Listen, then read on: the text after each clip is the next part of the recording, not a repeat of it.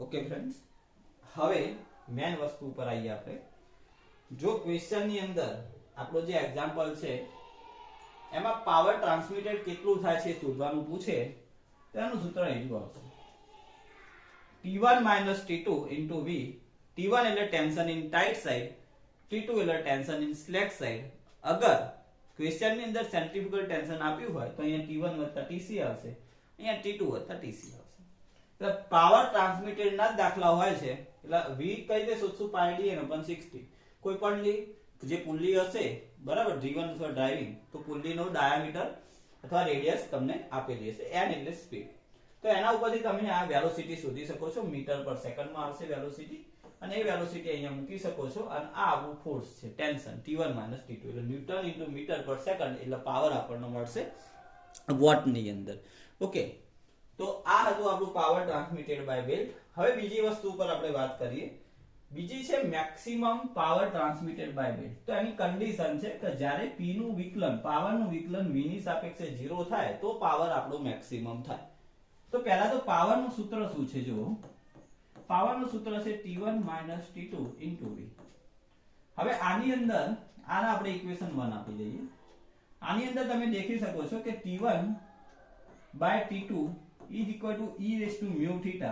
આમાંથી હું T2 ને સબ્જેક્ટ બનાવું તો આપણું સૂત્ર આવું થાય T1 / e⁻μθ. ઇક્વેશન 2. ચલો ઇક્વેશન 2 ને ઇક્વેશન 1 માં આપણે મૂકીએ. ઇક્વેશન 2 ને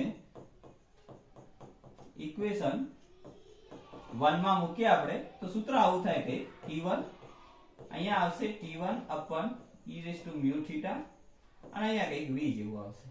T1 ને તમે કોમન નીકાળો તો કંઈક આવું લખાય 1 - 1 / e⁻μθ into V.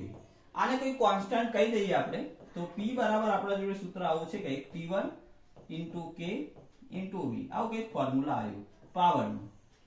હવે અહીંયા જે T1 છે આપણે T મેક્સિમમ વાળા જે ફોર્મ્યુલા છે, એટલે ટૂંકમાં આપણું જે T મેક્સિમમ છે એ T મેક્સિમમ નું ફોર્મ્યુલા શું હતું? તો T મેક્સિમમ હતું T1 + TC. T મેક્સિમમ નો મતલબ શું થાય? T મેક્સિમમ નો મતલબ થાય T1 + TC. આમાંથી તમે T1 નો સબ્જેક્ટ બનાવો તો શું થાય? T maximum - TC. ઓકે, અને TC બરાબર શું લખવાનું આપણે? mv².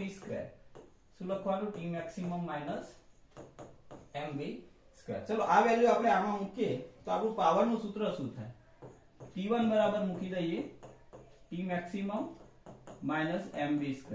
K એમનું એમ રાખીએ, K ને આપણે હલાવવાનું નથી, અને ઇન્ટુ છે V. ઓકે, શું છે? ઇન્ટુ V છે. ઓકે, ચલો V ને અંદર ગુણીએ આપણે તો આવું થાય T મેક્સિમમ * V - mv³, અને K ને પણ ગુણી દો. K ને બી આપણે મલ્ટીપ્લિકેશન કરીએ. ચલો પાવર ક્યારે મેક્સિમમ થશે? Power is maximum if dp/dv બરાબર 0. ચલો આનું વિકલન 0 લખવાનું છે આપણે. આનું વિકલન V ની સાપેક્ષે, V નું 1 થાય તો અહીંયા શું વધે? K * T મેક્સિમમ વધશે. અહીંયા શું થશે? 3mv² K. આનું બરાબર લખવાનું છે 0. ચલો K કોન્સ્ટન્ટ છે, બહાર નીકળીને 0 થઈ જશે એટલે T મેક્સિમમ - 3mv² બરાબર 0 થશે. તો T મેક્સિમમ = 3mv². આવું કંઈક ફોર્મ્યુલા મળે. તો આમાંથી આપણે v² વેલોસિટી ને સબ્જેક્ટ બનાવીએ તો v² બરાબર T મેક્સિમમ / 3 થાય. તો વેલોસિટી નું સૂત્ર આવ્યું for maximum power transmitted T maximum / 3. Okay, તો મેક્સિમમ પાવર ટ્રાન્સમિટેડ ક્યારે થશે? જ્યારે વેલોસિટી ની વેલ્યુ T મેક્સિમમ ભાગ્યા 3m હશે. આપણે m તો ભૂલી ગયા, 3m છે, તો 3m હશે ત્યારે આપણી વેલોસિટી શું થશે? મેક્સિમમ થશે. હવે T મેક્સિમમ, અગર T મેક્સિમમ નું આપણે સૂત્ર શોધવું છે તો T મેક્સિમમ બરાબર આપણે શું લખી શકીએ? T મેક્સિમમ બરાબર શું છે આપણું? 3mv². તો આમાં મૂકીએ આપણે કે T મેક્સિમમ + T1 + TC છે. તો આમાંથી T મેક્સિમમ એટલે 3mv² મૂકીએ આપણે. આ થયું આપણું 3mv². T1 એમનું એમ ને TC એટલે આપણું mv². તો T1 બરાબર શું થયું? T1 બરાબર થયું 2mv². ઓકે, તો T1 બરાબર આપણું થયું 2mv². ઓકે, અને ટી મેક્સિમમ ના ફોર્મમાં લાવવું હોય અગર તમે ટી મેક્સિમમ ના ફોર્મમાં બી લખી શકો છો. તો એને આપણે કઈ રીતે લખીશું, જો આને થોડું આપણે રીઅરેન્જ કરીએ, ધ્યાન આપજો. આ રીતે બી લખી શકાય. આપણે લખી શકીએ ટી મેક્સિમમ બરાબર T1 વત્તા TC. T maximum is equal to T1 વત્તા TC.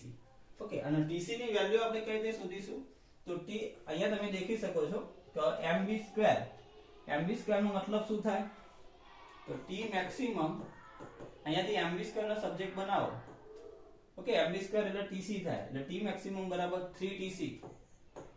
કેટલું, 3TC. તો TC બરાબર શું લખાય, તો TC બરાબર લખાય આપણું T મેક્સિમમ ભાગ્યા 3. તો આ કેટલું થયું, T1 વત્તા TC થશે.